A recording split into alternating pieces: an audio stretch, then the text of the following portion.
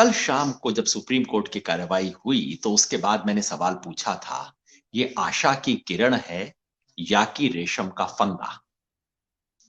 सवाल था क्योंकि उस वक्त तक ऑर्डर हमारे पास था नहीं। आज सुप्रीम कोर्ट में कार्रवाई हुई। सिर्फ ऑर्डर नहीं आया, हमारी सोच गलत थी। हमने सोचा था केवल ऑर्डर पास किया जाएगा, लेकिन ऑर्डर नहीं, आज फिर कार्रवाई हुई और आखिर में कोर्ट ने मौखिक आदेश दिया और अभी कोई आध पौन घंटा पहले कोर्ट का रिटन आदेश भी आ गया। 11 पेज लंबा आदेश कोर्ट का आ गया जो मैंने पढ़ा। तो अब हम इसके ऊपर क्लियर चर्चा कर सकते हैं और स्पष्ट निष्कर्ष है कि जिसे आशा की किरण लोग मान के चल रहे थे वो रेशम का फंदा निकला। कल कोर्ट ने कई अच्छी बातें कही। कोर्ट ने कहा, सरकार से कहा कि आप वार्ता में गंभीर नहीं हैं। कोर्ट ने कहा कि आप बिना किसानों से राय किए इतना बड़ा कानून कैसे लेके आ सकते हैं। कोर्ट ने कहा इस कानून को हमें रोकना पड़ेगा। कोर्ट ने किसानों की परिस्थिति पे चिंता व्यक्त की। किसान आत्महत्या कर रहे हैं, किसान शहीद हो रहे हैं, ठंड में हैं। इनके प्रति कोर्ट ने सहानुभूति दिखाई। किसान को लगा जैसे किसी ने मलहम लगाई हो उस पे। लेकिन आपको ध्यान है, कल शाम को मैंने कहा था कि बजट का कोई घोषणा हो तो वित्त मंत्री की स्पीच नहीं सुनिए, वित्त मंत्री की टेबल पढ़िए कि उसने कितना पैसा दिया है। सुंदर शब्दों पे न जाइए। और कोर्ट की बात को अगर समझना हो तो कोर्ट ने ओरल ऑब्जर्वेशन जो दिए हैं, मौखिक बात की है, उस पे मत जाइए। कोर्ट के ऑर्डर में क्या लिखा है उसे देखिए।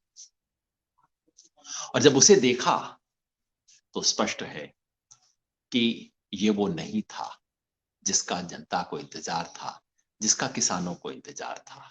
जो मीठी बातें थी वो सच्ची थी। मैं नहीं कहता कि कोर्ट कोई ड्रामा कर रहा था। मैं नहीं कहता कि कोर्ट जानबूझ के सिर्फ कोई कड़वी गोली को चाशनी में लपेट रहा था। मैं सिर्फ इतना कहता हूं कि इस कोर्ट के आदेश को अगर आप अपने पूर्णता में देखें, कंप्लीट ऑर्डर को देखें, तो इससे किसान को कुछ हासिल नहीं होता है। कुछ छोटी छोटी चीजें हासिल होती हैं जिसके बारे में मैं बात करूंगा। 11 पेज का आदेश क्या है उस पर आने से पहले आज कोर्ट की कार्यवाही में क्या कुछ हुआ इसका थोड़ा सा ब्यौरा। जैसे मैंने बताया, कल कोर्ट ने कार्यवाही शुरू होते ही कोर्ट ने अपना मन बना लिया था। कहा था कि हम इसको स्टे करेंगे और एक कमेटी बनाएंगे। कोर्ट पहले से मन बना के आया हुआ था। आज भी चर्चा उसी बातचीत पे हुई। लेकिन आपको दो चार बात याद दिला दूं, हमें याद रखना चाहिए। नंबर एक, कोई भी किसान संगठन जो कि इस आंदोलन में जुड़ा हुआ है वो कोर्ट के सामने नहीं गया था। कौन गया था? कुछ एक अनजान से वकील साहब गए थे, कोर्ट के सामने जाके कह रहे थे इन किसानों को उठा दिया जाए। वहां से सारा कोर्ट का मामला शुरू हुआ। ना सरकार गई, ना किसान गए। हाँ, जिन वकील साहब ने उठाया उनके पीछे जब हरीश साल्वे जैसे वकील खड़े हो गए तो लोगों को लगा, माथा ठनका कि अरे हरीश साल्वे इतनी पिटीशन के ऊपर खड़े हैं, मतलब कहीं ना कहीं सरकार का हाथ है। खैर, कोर्ट के सामने न तो किसानों ने कोई पिटीशन डाली, ना ही कोर्ट के सामने किसी भी पिटीशन के अंदर ये कहा गया कि वार्ता सफल नहीं हो रही है, आप इसमें आइए ना, आप कुछ कीजिए ना। किसी ने नहीं कहा। दो तरह की पिटीशन थी। एक पिटीशन कोर्ट के सामने ये थी जो कह रही थी कि किसान यहाँ पे खड़े हैं, जनता को तकलीफ है, कृपया किसानों को उठाइए। दूसरी पिटीशन ये थी जो कहती थी कि ये कानून जो है वो गलत है, असंवैधानिक है, इन कानूनों को खारिज कीजिए। जहां तक दूसरी पिटीशन का सवाल है, कोर्ट ने कहा, और उसके बाद में कुछ पिटीशन ये भी आ गई कि ये कानून बहुत अच्छे हैं। अब अच्छे वाले को पिटीशन देने की क्या जरूरत है, मुझे समझ नहीं आया। खैर, वो उसके अंदर इंप्लीड हुए, वो उसके अंदर शामिल हुए। कोर्ट ने, जहां तक संवैधानिकता का सवाल था, कोर्ट ने उसके बारे में कोई जजमेंट नहीं दिया है। ये कानून संवैधानिक है या नहीं है, पहले दिन से हम कह रहे हैं कि केंद्र सरकार को दरअसल ये कानून बनाने का तो हक ही नहीं है। उसके ऊपर कोर्ट ने अभी कुछ नहीं कहा है। कोर्ट ने कहा इस बात को बाद में देखेंगे। हमारी उम्मीद थी कि कोर्ट इस पे कुछ कह सकता था, लेकिन कोर्ट ने वो नहीं कहा। तो फिर कोर्ट ने क्या कहा? पहले दिन से कोर्ट ने उस सवाल पे दिलचस्पी दिखाई जो दरअसल कोर्ट के सामने था नहीं, कि ये वार्ता किसानों और सरकार के बीच में क्यों नहीं हो रही है, हम इसके अंदर कुछ इस वार्ता को सुलझाएंगे, इस गांठ को सुलझाएंगे। किसानों ने नहीं कहा कि आप सुलझाइए, सरकार ने भी ऑफिशियली नहीं कहा, लेकिन पहले दिन से संदेह था। जब हरीश साल्वे खड़े हुए तो लगा कि मामला गड़बड़ है। फिर उसके बाद वार्ता के 8वें राउंड में जब सरकार ने खुद कहा कि अब मामला कोर्ट सुलझेगा, अरे, आप वार्ता कर रहे हो, वार्ता की अगली तारीख दे रहे हो 15 तारीख की, और कह रहे हो कि मामला कोर्ट में सुलझेगा। तो बहुत लोगों के मन में शक हुआ, और शक ये था कि सरकार जो काम विज्ञान भवन में नहीं कर पा रही, कहीं सरकार ये उम्मीद तो नहीं कर रही कि वो मामला सुप्रीम कोर्ट कर देगा। अब सरकार सुप्रीम कोर्ट पे दबाव डाल सकती है, नहीं डाल सकती, इसके बारे में मैं कोई टिप्पणी नहीं करूंगा। लेकिन बहुत लोगों के मन में सवाल उठा कि भाई, मंत्री जी क्यों कह रहे हैं कि मामला सुप्रीम कोर्ट सुलझाएगा? जो सवाल सुप्रीम कोर्ट के सामने है ही नहीं, सुप्रीम कोर्ट उसे कैसे सुलझाएगा? मंत्री जी को कैसे पता कि सुप्रीम कोर्ट इसके अंदर आएगा? क्योंकि सरकार की मंशा साफ थी पहले दिन से। सरकार क्या चाहती है, जिसे हिंदी में कहते हैं, सांप भी मर जाए और लाठी भी ना टूटे। सांप मर जाए मतलब ये किसान जो बैठे हुए हैं सड़क पे, रोज रोज खबर आ रही है, टीवी पे न्यूज आ रही है, फोटो आ रहे हैं जो बड़े दारुण हैं, कहीं ये झंझट खत्म हो जाए, ये सरदर्दी खत्म हो जाए। सरकार चाहती है किसी तरह से किसान उठे, समस्या का समाधान वो नहीं चाहती, किसान उठ जाए, सरदर्दी खत्म हो जाए, आंदोलन समाप्त हो जाए, सरकार चाहती है। और लाठी भी ना टूटे मतलब कि ये 3 कानून वापस भी ना लेने पड़े। आखिर प्रधानमंत्री जी की इज्जत का मामला है भाई, कैसे वापस लिया जा सकता है? तो बहुत लोगों को लगा कि एक सांप भी मर जाए और लाठी भी ना टूटे, ये काम विज्ञान भवन में तो हो नहीं पा रहा, कहीं सुप्रीम कोर्ट में तो ऐसा नहीं होगा, कहीं सुप्रीम कोर्ट के किए का ऐसा असर तो नहीं होगा। ये सवाल लोगों के मन में थे, लेकिन फिर भी बहुत लोग बड़ी उम्मीद से सुप्रीम कोर्ट की हियरिंग को देख रहे थे। कल की हियरिंग से आशा बंधी, जो सुप्रीम कोर्ट ने काफी अच्छी बातें कही। आज की हियरिंग में भी सुप्रीम कोर्ट ने किसानों के आंदोलन के प्रति नरमी का रुख दिखाया। 2-3 चीजें हुई जिससे मैं थोड़ा हैरानी हुई। पहला, कोर्ट कुछ ढूंढ रहे थे कि कोई तो हो जो कि कोर्ट के इस ऑफर को एक्सेप्ट करे। अब कोर्ट तो चाहता था कि किसान संगठन इसको एक्सेप्ट करे, लेकिन आज कोर्ट के सामने किसान संगठनों का एक भी वकील अपीयर ही नहीं हुआ।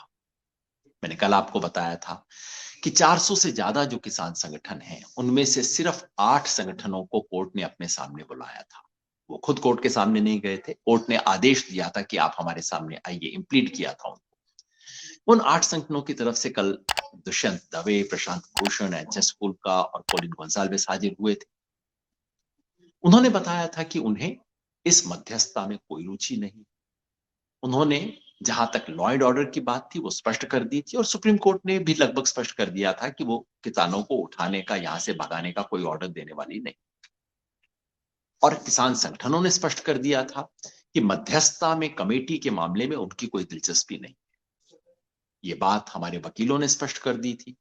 इसलिए आज उन 8 किसान संगठनों की तरफ से कोई प्रतिनिधि था ही नहीं, कोई वकील नहीं था। कोर्ट ने 1-2 बार पूछा भी, दुष्यंत दवे कहाँ है, प्रशांत भूषण कहाँ है, वो तो थे ही नहीं। यानी कि किसान कोर्ट में नहीं था। किसानों के नाम पे कौन थे? कोर्ट ढूंढ रहा था कि कोई संगठन ऐसा मिल जाए जो आके कह दे, हाँ जी हमें मध्यस्थता मंजूर है, हाँ जी हम इस कमेटी से बात कर लेंगे, हाँ जी हम उठ जाएंगे। क्योंकि कल याद है कोर्ट ने यह भी कहा था कि बुजुर्ग, महिलाएं और बच्चों को रखा गया है। रखा गया है मतलब अंग्रेजी में केप्ट, मतलब जैसे उनकी इच्छा के विरुद्ध रखा गया हो। बच्चों और बूढ़ों को इच्छा के विरुद्ध कौन रखेगा? और दूसरा, ये मानना कि अगर औरत किसान आंदोलन में है तो वो बेचारी हैं जिनको जाना चाहिए। इस देश में खेती का 70% काम औरत करती है, और किसान आंदोलन में वो औरत शामिल नहीं हो सकती। वो औरत अपनी इच्छा से अपने हक की लड़ाई में शामिल नहीं हो सकती। मुझे बहुत हैरानी हुई कि ये बिल्कुल 200-300 साल पुरानी किस्म की बातें सुप्रीम कोर्ट की से आई कि बस औरतें हैं, औरतों को जाना चाहिए, और आज कोर्ट ढूंढ रहा था कि कोई मिल जाए जो ये बात कहे। और एक वकील साहब खड़े हो गए, एपी सिंह। उन्होंने कहा, मैं बीकेयू भानु का प्रतिनिधि हूं, हम संघर्ष में शामिल हैं। मैंने अपने मुवक्किल से बात कर ली है, मैंने उनको बताया कि आप चाहते हैं कि बुजुर्ग और महिलाएं और बच्चे चले जाएं, और उन्होंने मुझे आश्वासन दिया है कि वो चले जाएंगे। कोर्ट बहुत खुश हुआ। जज साहब ने कहा, अच्छा ये बात है, हम इसको रिकॉर्ड कर लें। बिल्कुल, और उस बात को उन्होंने ऑर्डर में रिकॉर्ड भी कर दिया है। मजे की बात पता है क्या है? जैसे ही मैंने देखा दोपहर 1:30-2 बजे कि उन्होंने ये बात कही है, मैंने तुरंत बीकेयू भानु के लीडर भानु साहब को फोन किया, जिनसे अपनी बातचीत है। मैंने कहा, भानु साहब, वकील साहब ने आपसे बात की है? उन्होंने कहा, नहीं भाई, मैं तो हॉस्पिटल में भर्ती हूं, मेरे से किसी ने बात नहीं की है पिछले 24 घंटे में। मैंने कहा आपके वकील साहब कोर्ट में कह रहे हैं कि उन्होंने आपसे बात की है और आप इस बात पे राजी हो कि औरत, बच्चे और बुजुर्ग यहां से उठ के चले जाएंगे। उन्होंने कहा बच्चा बच्चा लड़ेगा, कोई नहीं उठेगा। मतलब एक वरिष्ठ वकील सुप्रीम कोर्ट के सामने बिल्कुल खुल्लम खुल्ला झूठ बोल रहे थे और कोर्ट चुपचाप से सुन रहा था। हालांकि कोर्ट को पता नहीं लगा होगा उस वक्त की ये झूठ बात है। मैंने तुरंत ट्वीट कर दिया ये बात है। एक और बात उठी। देश के अटॉर्नी जनरल ने सुप्रीम कोर्ट में आज कहा कि इस आंदोलन में खालिस्तानी एलिमेंट घुस चुके हैं। खालिस्तानी एलिमेंट घुसे हैं, कैसे पता है आपको इसके बारे में? कोई प्रूफ नहीं, बस उन्होंने ये जरूर कहा हम एफिडेविट दायर करेंगे। अब आप बताइए, सवाल ये है कि इतने बड़े आंदोलन जिसमें लाखों लोग शामिल हैं, उसमें कौन सा एलिमेंट नहीं होगा? उसमें संत भी होंगे, गुंडे भी होंगे, अच्छे भी होंगे, बुरे भी होंगे। प्रश्न ये है कि क्या उसमें, उसके नेतृत्व में खालिस्तानी, आतंकवादी, पाकिस्तानी, चीन वाले, उनका हाथ है? क्या वो लोग कर रहे हैं? मुझे बहुत दुख हुआ कि देश के अटॉर्नी जनरल ने इस तरह की हल्की बात कही। हालांकि उन्होंने कहा है वो एफिडेविट लाएंगे, एफिडेविट जरूर लाएं, लेकिन होम मिनिस्ट्री काम क्यों नहीं करती? वो खालिस्तानी अगर बैठे बैठे सब कुछ करवा रहे हैं, होम मिनिस्ट्री जाहिर करे, उनके ऊपर कार्रवाई करे और बताइए कि क्या इस आंदोलन के नेतृत्व में वो लोग शामिल हैं। खैर, कार्रवाई के ऊपर लंबी बात मैं नहीं कहूंगा। ऑर्डर, ऑर्डर में एक ऑर्डर है जो कि नहीं है और दो ऑर्डर हैं जो कि हैं। जो वो को यहां से उठने का ऑर्डर, इसका हम स्वागत करते हैं, क्योंकि पहले दिन से हम कह रहे हैं कि ये शांतिपूर्ण है, अहिंसक है, हमारा लोकतांत्रिक अधिकार है। आज कोर्ट के ऑर्डर में ऐसा कुछ नहीं कहा गया कि किसानों को यहां से उठ जाना चाहिए। हालांकि कोर्ट ने बड़ी नरम भाषा में कहा है कि हम किसानों को उठने के लिए तो नहीं कह रहे, लेकिन हमारी उम्मीद है कि स्टे ऑर्डर देखने के बाद किसानों का मन बदलेगा और वो यहां से उठ जाएंगे। खैर, कोर्ट को धन्यवाद, पहले दिन से हमने कहा है धन्यवाद। वैसे जरूरत नहीं होनी चाहिए, लोकतांत्रिक संघर्ष करना दुनिया में हमेशा अधिकार रहा है, लेकिन हमारे देश में इन छोटी छोटी चीजों के लिए, जिसको अंग्रेजी में कहते हैं ना स्मॉल मर्सीज, उसके लिए भी धन्यवाद करना पड़ता है। शुक्रिया। दूसरा ऑर्डर है स्टे ऑर्डर। सुप्रीम कोर्ट ने इन तीनों कानूनों के कार्यान्वयन पे स्टे दे दिया है।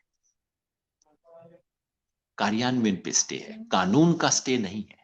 मतलब सुप्रीम कोर्ट ने इन कानूनों पर कोई टिप्पणी नहीं की। आमतौर पे स्टे ऑर्डर कब मिलता है? जब कोर्ट कहता है कि ये कानून पहली नजर में तो इलीगल लगता है, इस पे स्टे ऑर्डर दे देते हैं, बाद में देखेंगे। कोर्ट ने ऐसा कुछ नहीं कहा। कोर्ट ने नहीं कहा कि पहली दृष्टि में अनकॉन्स्टिट्यूशनल है, जो बात हम कहते रहे हैं उसके बारे में कोर्ट ने कोई टिप्पणी नहीं की है। बस ही, मतलब सुलह सफाई हो जाए इसके लिए हम इसको बस सिर्फ स्टे दे रहे हैं। कल अटॉर्नी जनरल ने भी कहा था, मुझे भी महसूस होता है कि भाई अगर आप स्टे दे रहे हैं तो कारण तो दीजिए ना, किस कारण से आप स्टे दे रहे हैं? क्या सिर्फ सुलह सफाई के लिए स्टे दिया जा सकता है? खैर, सुप्रीम कोर्ट सुप्रीम है, उन्होंने दिया है, स्टे दिया है, उसका स्वागत करते हैं। लेकिन आपको याद दिला दूं, ये सिर्फ एक टेम्परेरी स्टे है। मतलब सुप्रीम कोर्ट चाहे तो कल उठा सकता है, परसों ऑर्डर आ सकता है, 2 हफ्ते बाद आ सकता है, 2 महीने बाद आ सकता है, जैसा कि अभी हाल ही में हुआ। ये जो मोदी जी का महल बन रहा है ना राजपथ के ऊपर, सेंट्रल विस्टा प्रोजेक्ट, उस प्रोजेक्ट के बारे में भी यही हुआ। सुप्रीम कोर्ट ने स्टे दे दिया, बहुत लोग बड़े खुश हो गए, साहब स्टे दे दिया सुप्रीम कोर्ट ने, इसको रोक दिया है। 1 महीने बाद कोर्ट ने ऑर्डर दे दिया, नहीं सब कुछ ठीक है, स्टे हटा दिया, काम खत्म हो गया। तो स्टे है, लेकिन टेम्परेरी स्टे है। और ये वो मांगने इसके लिए लाखों किसान दिल्ली आए, हम स्टे मांगने नहीं आए, हम इन कानूनों को रद्द करवाने के लिए आए हैं। दूसरी बात, तीसरा मामला, तीसरा ऑर्डर जो सुप्रीम कोर्ट का है, और वहीं सारा पेच है। सुप्रीम कोर्ट ने एक कमेटी बना दी है। कल पहले बार से सुप्रीम कोर्ट कह रहा था हम एक कमेटी बनाएंगे। सुप्रीम कोर्ट ने कमेटी बना दी है और वो कमेटी 4 लोगों की कमेटी है। कमेटी क्या करेगी, बातचीत में स्पष्ट नहीं हुआ। ऑर्डर जब देखा तब भी पूरी तरह स्पष्ट नहीं हुआ, लेकिन ऑर्डर कहता है कि ये कमेटी तमाम किसान संगठनों से बात करेगी, जो आंदोलन कर रहे हैं उनसे भी, जो आंदोलन नहीं कर रहे हैं उनसे। बात करके क्या करेगी? बात करके कमेटी ये तय करेगी कि किसान क्या चाहते हैं, उसके बेसिस पे सुप्रीम कोर्ट को एडवाइस करेगी कि ये कानूनों के बारे में किसानों की राय क्या है। मतलब कमेटी ऐसी होगी जिसपे किसानों को विश्वास हो सके, है ना, ऐसा होना चाहिए। किसान संगठनों ने पहले दिन से कहा कि देखिए, ये सुलह सफाई हमने कोर्ट से नहीं करवानी है, पंचायती हमें कोर्ट से नहीं करवानी है, किसी कमेटी में हमें फंसना नहीं है। और जब कल रात को मैंने कहा कि नहीं, कमेटी से हमें बाहर रहना है, तो कई लोगों ने कहा यार, आप कमेटी देखे बिना पहले ही अपनी राय बता रहे हो, कम से कम थोड़ा तो विश्वास करो। हमने कहा कि हमें इस एक्सपर्ट कमेटी या किसी बाहर की कमेटी में नहीं जाना, और कम से कम हमारी तरफ से कोई नहीं है इस कमेटी के अंदर। आज वो चारों नाम आ गए और मैं आपको वो चारों नाम दिखा देता हूं कौन है। अब आपको समझ आएगा क्यों हम कमेटी का विरोध कर रहे थे। हमारी तो पहले से धारणा थी कि हमें इस सुलह सफाई के अंदर बाहरी नहीं जाना है, जनता का मामला है, जनता के प्रतिनिधियों से है, हमें सरकार से बात करनी है, हमें कमेटी से बात नहीं करनी। लेकिन कमेटी के मेंबर आ गए। अब आप देखिए इसके अंदर 4 कौन मेंबर है। कमेटी में 2 इकोनॉमिस्ट हैं, डॉक्टर अशोक गुलाटी, और दूसरे इकोनॉमिस्ट हैं डॉक्टर जोशी, और 2 एक्टिविस्ट हैं। ये हैं डॉक्टर अशोक गुलाटी, बहुत प्रसिद्ध अर्थशास्त्री है। मैं इनके बारे में कोई बुरी बात नहीं कहना चाहता, लेकिन केवल एक बात याद रखिए, डॉक्टर अशोक गुलाटी इन तीनों कानूनों के जनक हैं। मतलब उन्होंने पैदा किए हैं तीनों कानून, ये तीनों कानून उनकी सिफारिश के ऊपर लागू किए गए हैं। उस व्यक्ति को आप कमेटी में बनाते हो कि ये कानून सही है कि गलत है। अरे उसने तो बनवाए हैं ये कानून। पहले दिन से अशोक गुलाटी ने लिखा है कि ये महान क्रांति है भारत के किसानों के लिए। 1991 के बाद इस देश में सबसे बड़ा कदम उठाया गया है। अब गुलाटी साहब, मैं जानता हूं उन्हें और बहुत इज्जत करता हूं, मगर जाके गुलाटी साहब से इस बारे में क्या बात होगी? कौन किसान उनके साथ बात कर सकता है? दूसरे अर्थशास्त्री आए हैं, डॉक्टर जोशी। डॉक्टर जोशी भी अर्थशास्त्री हैं, और वो पहले दिन से लिख रहे हैं, आर्टिकल लिख रहे हैं कि किसानों की सारी जो इसके बारे में विरोध है वो भ्रम पर आधारित है, गलतफहमी पे आधारित है। और वो कहते हैं कि ये जो जितना पॉजिटिव चीज ये हुई है, ये विन विन सिचुएशन है, कॉन्ट्रैक्ट फार्मिंग होनी ही चाहिए, बाकायदा लिख रहे हैं। अब वो और क्या अपनी राय बदलेंगे? ये कोई न्यूट्रल लोग नहीं है। 2 किसानों के नेताओं को भी शामिल किया गया है। एक है अशोक अनिल गुणवंत जी, जो कि शेतकरी संगठन से हैं। नाम सुन के आपको लगेगा कि हाँ भाई, बहुत बड़ा संगठन है। बड़ा संगठन हुआ करता था, लेकिन आज अनिल गुणवंत जी जो है, जिस संगठन से है उसके पास जनाधार नहीं है। और ये संगठन वो है जिसने बाकायदा पटाखे जला के, बाकायदा दिए जला के इन्होंने स्वागत किया था। जिन्होंने पटाखे बजा के स्वागत किया इन 3 कानूनों का, आज उनसे कहा जा रहा है कि अच्छा, आप न्यूट्रली देखिए कानून सही है कि गलत है, आप किसानों से पूछिए। क्या पूछेंगे ये?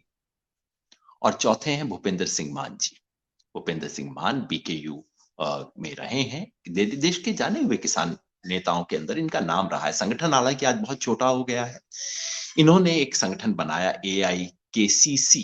हमारा संगठन है ऑल इंडिया किसान संघर्ष कोऑर्डिनेशन कमेटी। मान साहब का एक पुराना संगठन है ऑल इंडिया कोऑर्डिनेशन कमेटी। और जब सरकार को कोई किसान नहीं मिला जो कि उनसे बात करने को तैयार था, तो मान साहब बात करने गए सरकार से। और मान साहब और अनिल गुणवंत दोनों ने सरकार को चिट्ठी लिखी है। चिट्ठी आपको दिखा देते हैं। दोनों ने मिलकर सरकार को चिट्ठी लिखी है, और चिट्ठी में 1 महीना पहले तोमर से मिले, तोमर जी को चिट्ठी दी और बताया कि ये तीनों कानून कितने अच्छे हैं, इससे किसान का कितना भला होगा। ये सारी बात इन्होंने चिट्ठी में लिखी है। ये इनके सिग्नेचर आप देख सकते हैं, गुणवंत जी, मान साहब। तो भाई, जब इन्होंने खुल के अपनी बात कही है, क्या कहा है? कानून बहुत अच्छे हैं, आप इस मार्ग से मत हटना, हाँ छोटे मोटे सुधार करने की जरूरत है, वो आप कर लीजिए।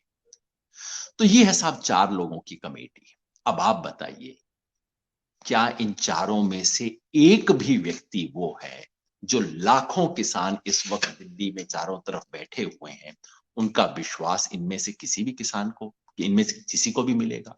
क्या इनके साथ बात हो सकती है? लोग भले हैं, मैं इनकी भलाई पे शक नहीं कर रहा हूं, मगर ये कैसे न्यूट्रली बात करेंगे? यही शक था हमें पहले दिन से, और इसलिए हमने कहा था नहीं, ऐसी कोई कमेटी नहीं, हम इस कमेटी से दूर रहेंगे। तो क्या होगा? किसान संगठनों ने स्पष्ट फैसला किया है, इस कमेटी से उनका कोई लेना देना नहीं है। जैसे कहते हैं हिंदी में, ना हम आगे ना इसके पीछे। आप बात कर लीजिए, आप सरकार से बात कर लीजिए, आप सुलझा लीजिए, देश का जो किसान आपसे बात करने आ जाए आ जाए। लेकिन ये जो 400 से ज्यादा संगठन संयुक्त किसान मोर्चा के नाम पे संघर्ष कर रहे हैं, उनमें से तो एक भी आपसे बात करने वाला नहीं है, क्योंकि बात करने की स्थिति नहीं। क्या बात करेंगे हम आपसे? मतलब संघर्ष जारी रहेगा। किसान को सड़क से संघर्ष में हासिल हुआ है, किसान का संघर्ष जारी रहेगा। पिछले 2 दिन से मैं हरियाणा के नाका नाका में जा रहा हूं, इस वक्त रोहतक में बैठा हुआ हूं, नाकों में गया हूं, इतना माहौल है इस वक्त। हरियाणा लगभग पंजाब की बराबरी कर रहा है। सब लोग तैयारी कर रहे हैं 26 तारीख की। जो कुछ कार्यक्रम हमने घोषित किए हैं, कार्यक्रम बदस्तूर जारी रहेंगे। किसी कार्यक्रम में कोई बदलाव नहीं है, आप ऐसी किसी गलतफहमी में मत आइए। 13 तारीख को कल लोहड़ी है, हमें तीनों कानूनों की प्रति को जलाना है। 18 तारीख को महिला किसान दिवस है। 20 तारीख को गुरु गोविंद सिंह को याद करते हुए संकल्प लेना है। 23 तारीख को नेताजी सुभाष चंद्र बोस को याद करते हुए हमें राजभवनों का घेराव करना है, और उसके बाद दिल्ली कूच करना है। हर किसान के घर से एक मेंबर दिल्ली आए, हर गांव से 5 ट्रैक्टर ट्रॉली आए, हर गांव से 11 महिलाएं आए, और ये सब होगा शांतिपूर्वक। इसके बारे में पिटीशन एक आ गई है, लोग घबराए हुए हैं और सरकार जानबूझ के घबरा रही है। लेकिन आपको स्पष्ट कर दूं, जो कुछ होगा शांतिपूर्वक होगा। गणतंत्र दिवस किसी एक सरकार या किसी एक पार्टी का दिवस नहीं है, ये देश की जनता का दिवस है। गणतंत्र की शान में बट्टा नहीं लगेगा। तिरंगे को 1 इंच नीचा नहीं होने देगा किसान। जवान अगर उठाता है तिरंगा, तो किसान भी तिरंगा उठाएगा। तिरंगे की शान को ऊंचा करेगा किसान। संघर्ष जारी रहेगा, हम लड़ेंगे और जीतेंगे। बहुत बहुत शुक्रिया। For more updates, subscribe to our channel, click the show links and enjoy watching the videos.